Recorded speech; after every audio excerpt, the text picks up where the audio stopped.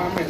Bible इस प्रकार से बोलती है कि खुदा इस प्रकार से बोलता है, मेरा अनुग्रह तेरे लिए बहुत है, क्योंकि मेरी सामर्थ्य निर्बल व्यक्तियों पर प्रकट होता है। जो निर्बल है, जो बीमार है, वो निर्बल है। जिसके लाइफ में प्रॉब्लम है वो निर्बल है। जिसके जीवन में कुछ भी ठीक नहीं हो रहा वो निर्बल है। जो गुलाम है उन पर उसकी आत्मा का ध्यान। जिसको बाइबल ऐसा बताती है, दूसरा राजा अध्याय 5 में एक व्यक्ति जिसका नाम है नामान। ये जो नामान था ये आरामी राजा का एक प्रतिष्ठित व्यक्ति था। ये उसका सेनापति था। ये उस समय पर इजरायलियों को हरा दिया और वो बहुत ही प्रिय व्यक्ति था उस राजा का। लेकिन उसके अंदर एक रोग था, वो कोढ़ी था, लेकिन वो प्रतिष्ठित व्यक्ति था। उसके अंदर अपने राजा के लिए, अपने प्रजा के लिए बहुत ज्यादा प्रेम था और उससे उसका राजा को प्रसन्न था। लेकिन उसके अंदर एक रोग थी और उस समय में कोढ़ होना मतलब बहुत भयानक बीमारी है। जैसा आज के डेट में हम बोल सकते हैं कैंसर, ये जो भी है, HIV, उस प्रकार का कोढ़ उस टाइम पे बहुत भयानक बीमारी हुआ। उसका कोई इलाज नहीं था। आज भी बहुत लेट इलाज हम देखते हैं कि आधुनिक समय में मिला है। उसके अंदर वो बीमारी थी। लेकिन बाइबल इस प्रकार से बताती है कि उसने जब आरामी के लोगों ने जब इजराइल को हरा दिया तो वहां पर उन्होंने कुछ लोगों को गुलाम को वहां पर गुलाम बनाया। तो वहां पर कुछ लोगों को अपने साथ लेकर आया।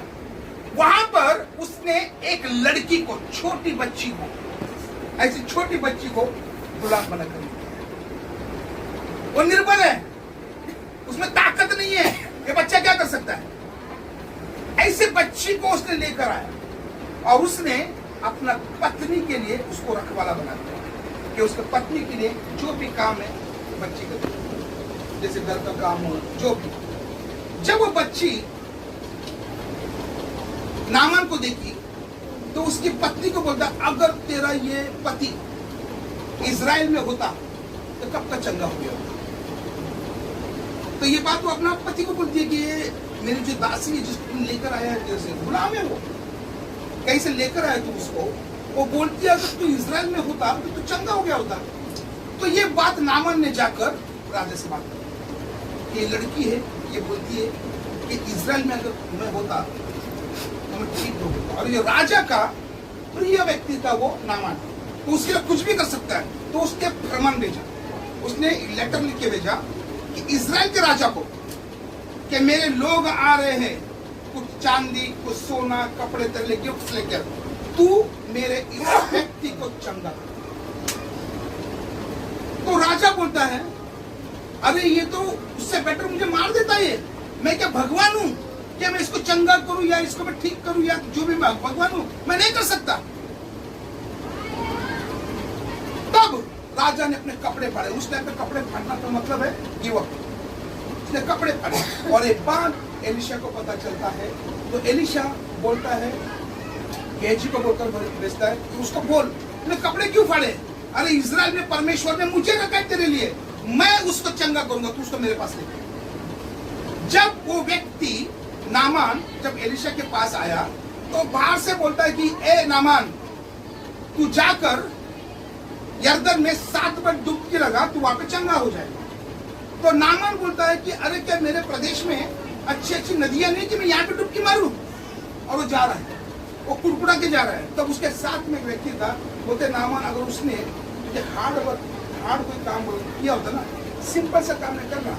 जब वो जाकर 7 बार डुबकी मारा, बाइबल बताती है उसका शरीर बच्चे की नहीं चंगा। वो चंगा सुख किया किसने? किसके द्वारा? बच्चा कौन है? निर्बल है। बच्चा कौन है? ये क्या कर सकता है? कुछ नहीं कर सकता। ये निर्बल बच्चे के द्वारा एक राजा का प्रतिष्ठित व्यक्ति चंगा हो गया। हम भी निर्बल है, हमें पैसे नहीं है हमारे पास, हम बीमार हैं, लाइफ में प्रॉब्लम है, घर के अंदर झगड़े हैं। परमेश्वर बोलता है इसी सिचुएशन में तू जाके मेरी बातों को लोगों तक पहुंचा, सिचुएशन तेरे अंदर, इसको लेके बैठ मत तू। तो मेरे बातों को लोगों तक पहुंचा कि ताकि एक आत्मा बचा लिया जाए। आज हम निर्बल है, इसलिए खुदावन इस अध्याय के द्वारा हमको इस प्रकार से बोलना चाहता है, भले आप निर्बल है लेकिन अब परमेश्वर के वचन को पढ़ो। वो जो स्त्री थी वो क्या थी? दासी थी, उसका कोई भी अस्तित्व नहीं था। वो वहां पर एक भिखारी की नई जिंदगी जीती होगी, लेकिन उसने परमेश्वर का नाम को बोला, परमेश्वर नाम को उसने पूछा किया और उसके हिसाब से वो बच्चा, वो व्यक्ति ठीक हुआ। और ये जो व्यक्ति जो ठीक हुआ, बाइबल में इस प्रकार से लिखा उसके बारे में, उसने बोला कि मैं जान गया इजराइल का खुदा जिंदा है। अगर हम गुलाम हैं, हम लोग भी गुलाम है, जिस प्रकार लड़की गुलाम थी, हम भी गुलाम है, कर्जे में है, गुलामी है, रोग है शरीर में, गुलामी है, रिश्तों में तनाव है, गुलामी है। इस गुलामी में भी अगर हम जीते हैं, इसके अलावा अगर हम जाकर परमेश्वर का प्रचार करके किसी व्यक्ति को बचा कर लेके आते हैं, इससे बड़ा काम और कोई नहीं। कितना समझ में आ रहा है क्या करना चाहिए? कितने तो बाउंस हो गया रहेगा। यही प्रॉब्लम है आज। आप देखिए कितने लोग आ नहीं पाए, बोलते मैं बीमार है, मैं नहीं आ सकता।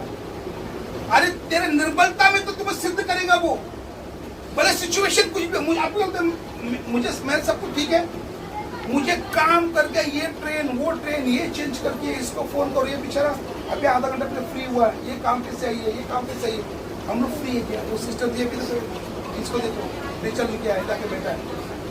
इन लोगों का राज है, स्वर्ग का राज। जो नहीं आए ना उनको खुदा पूछेगा भी नहीं। बस इस प्रकार से बोलता है, जो मुझे जानकर पीछे हो गए वे ही नरक में जाएंगे।